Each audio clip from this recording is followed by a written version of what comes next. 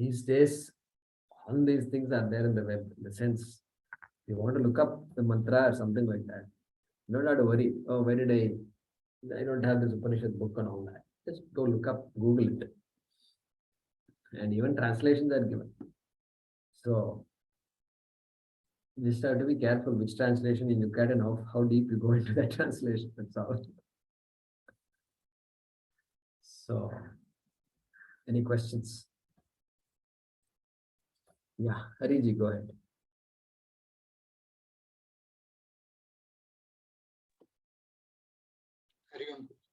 Hari Om. This is not connected with the sloga which we studied together today. Can I ask connected with some other chapters? Yeah, go ahead. Can you give me an idea about the term Buddhi Yoga? It is given in chapter 2, 39, 40, and 41. It's making a comparison between Buddhi Yoga and Karma Yoga. How does Buddhi Yoga, what is Buddhi Yoga exactly? How does it differ from Karma Yoga? Yeah, so Jnana Yogena, Jnana Yajnena Chapyanye. Okay? That Jnana Yajna is Jnana Yoga, which is Buddhi Yoga. Okay? So that pursuit, exclusive pursuit of Brahma Vidya, Atma Vidya, is called Jnana Yoga. Yeah. So what we are doing is Jnana Yoga. Okay? Jnana Yoga. Now, but then for the Jnana Yoga, some background is needed. Some preparation is needed. Correct? Even to come to this class, some preparation was there. Unknown to us, some preparation was there. And what was the preparation? The preparation is Dharma. Dharma is the preparation. Only a dharmic person can sit through this class. Otherwise, not possible. This is not even academic interest will not be there in this unless the person appreciates Dharma and grants full importance to Dharma. Correct? That is very obvious. Now, Dharma is there, then the Dharma Yoga. Then our attitude to all our actions will start changing. Okay? And what are the attitudes primarily mentioned in the Bhagavad Gita? So 2-3 verses that are there in the second chapter itself. And so that at Ishwararpana Buddhi. Ishwararpana Buddhi means what? Whatever I do is a yajna. We just talked about so many yajnas. They're all arpanas. There are arpanas. So whatever I do is an offering. By doing the real yajna, the Agni Karma, the offering comes. Okay, this idea of offering, okay, comes from that ritual. But then from that I can extrapolate and then say, whatever I do is an offering to this world, offering to humanity, whatever way you want to look at it. Okay, and so it becomes an offering. Even if I am at home doing something, it's an offering. Whatever is done is an offering. Why I am doing things? Because I have an expectation of a result. And that result is the phalam. And how am I going to take the result? The results can be what I expected. It can be more than what I expected, or it can be less than what I expected. Correct? Or opposite of what I expect. That is where all problems start. I cannot handle what happens later. Therefore, prasada buddhi is needed. Prasada buddhi. Prasada buddhi means what? Just like when I go to a temple, I get something and I take it. The attitude with which I take it is called prasada buddhi. And therefore, I call it prasadam. And prasadam, when I get, I don't question it at all.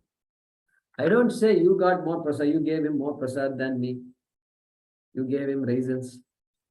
You are giving me fruit. Or like this, you gave him banana, you are giving me a dried leaf. This kind of question doesn't arise. Why it doesn't arise? Because it is prasada. Prasada means you take whatever you get.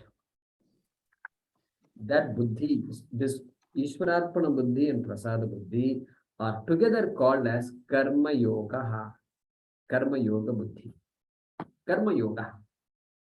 So karma yoga is what prepares me for jnana yoga. Karma yoga is the life I lead and through which I develop these two attitudes. Karma yoga is an attitude. Karma yoga is not an action. Karma yoga is not karma. Karma yoga is an attitude with which I do things. Whatever I used to do, I continue to do now also. Before also I used to do the same thing. Now also I do the same thing. But now the attitude is different. Family, children, attitude is different. Work, attitude is different. Why it's different? That attitude is called karma yoga. Jnana yoga is what? That is the knowledge I am going to pursue. And for that I need to prepare myself. And that preparation is that antakarana shuddhi, which is the result of karma yoga. So if you ask, what is the result of karma yoga? The result is antakarana shuddhi.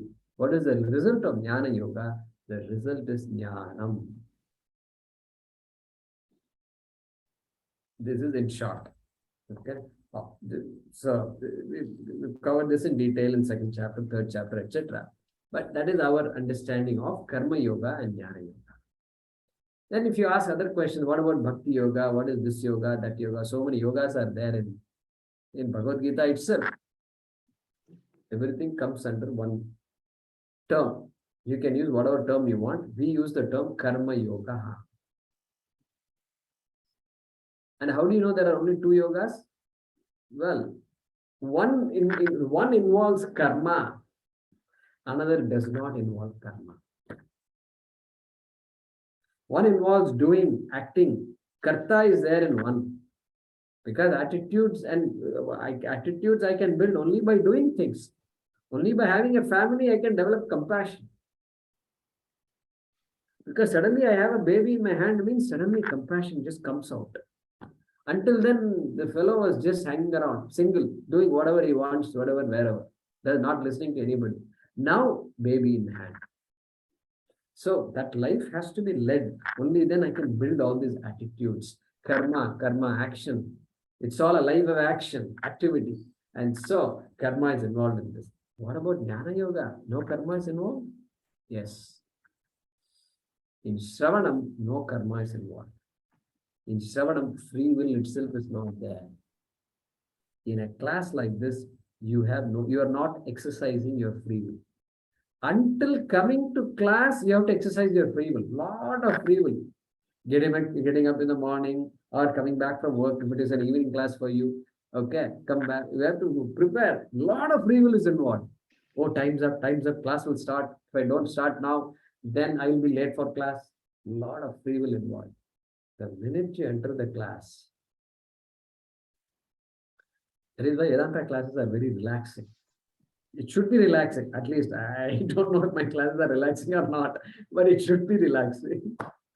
Because there is no expectation from the teacher. There is nothing to be done. Nothing to be done. You are the whole. This is to be understood. How will you become the whole? What kind of activity can you do in order to become the whole? Nothing. Karma is finite. Result of karma is karma phalam, which is finite. We are talking about infinite here. You are infinite. That's what Shastra is saying. Therefore, one is karma-based yoga, another is non-karma-based yoga, Shravanam, Jnanam. So I'll stop here because this is a huge topic. And I am asking specific about Buddhi Yoga. How is Buddhi Yoga, and what I have understood is the first phase when we are talking only that main topic Karma Yoga. The first stage is Karma Yoga and the subsequent stage is Buddhi Yoga. But I haven't got a clear picture about the term Buddhi Yoga.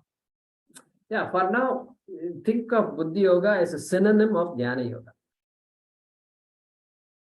Keep it like that. And then try to understand what I said just now. And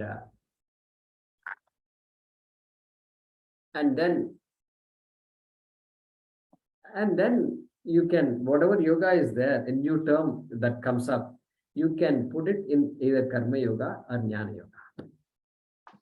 Buddhi Yoga. And so Buddhi Yoga can be put in the Jnana Yoga bracket. Because Buddhi is the only Buddhi is used. Okay? And Jnana is highlighted. And so we don't, so that's the way to look at it. Hari Mahodaya. Okay.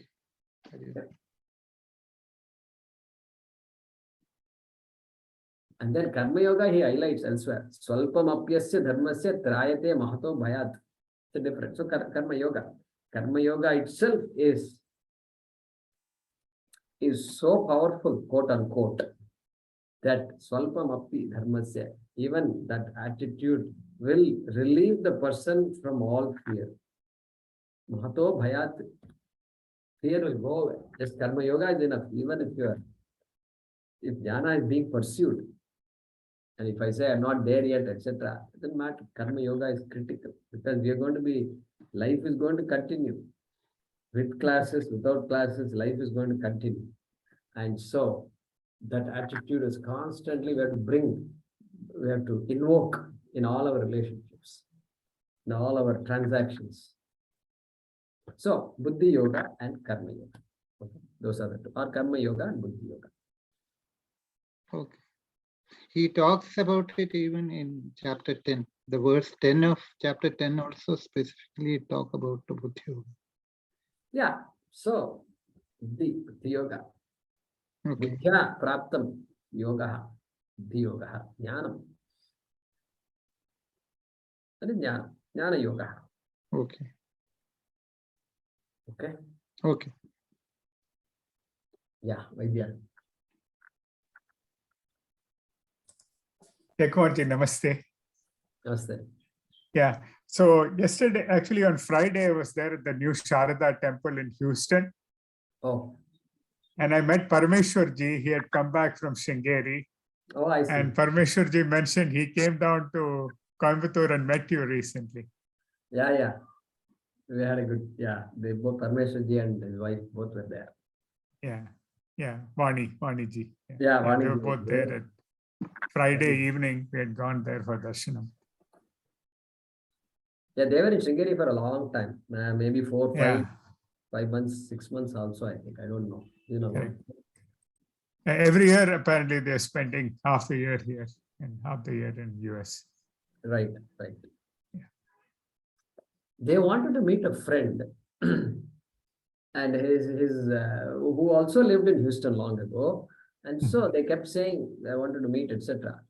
And then it turns out that family was living right opposite to our house, my parents' house. Oh, wonderful. I tried to find out that thing didn't work. And finally I asked somebody, Parmeshwar uncle was saying, no, he is there here only, Nana, Nani and all. Then I called them and said, is this name? Yeah, it's right opposite your house, that person. I said, okay, this is. So they met them also? Yeah, we met, all of us. Who was the Jaykumar? So Parameshwar and Srikant, they live in KT. Yeah, I know Parmesh, but the person across the house. Across the Mohan, there was a Mohan. So I never knew them in Houston. Okay, they must have left before I came or something like that. So Mohan and his wife's name I don't remember now. It seems they used to meet at the Meenakshi temple and things like that. They were there for a short time in Houston, 2 years or something like that. Okay. So Jaykumarji, the question is, what does the word Prithak itself mean? Prithak. Prithak means separate. Different. Separate, I see. Different, distinct, Oh. isolated, Okay. something that has a separate individuality. Pratak. Oh, okay. Okay. So we say pratak and things like that. Often the word- That's why it's a Eka Rupa Ishvara. One particular form, correct. right? Oh, okay. Now I get it. Yeah. Yeah. And it's very interesting. You mentioned Arupa Ishvara, right? And in India, I think probably only Bengalis have that name Arup, A-R-U-P. And I Arup. used to wonder, what does this name, mean, Arup? And now I know the profoundness of that name. Correct. Because Arup. it just means formless, right? It just means formless. Right. Why would a person have a name formless? Formless, yeah, exactly. Arup. Roop and Rupa also are there, and Arup also Yeah. is there. Correct. Of course, they'll say the Orup. Orup. Orup shortage.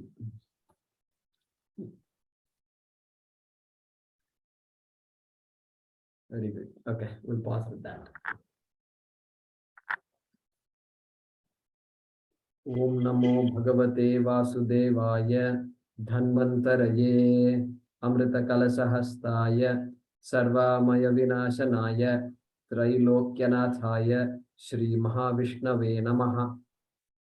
Om Namo Bhagavate Vasudevaya Dhanvantaraye Amrita Kalasahastaya Sarvamaya Vinashanaya Trailokyanathaya Shri Mahavishnave Namaha.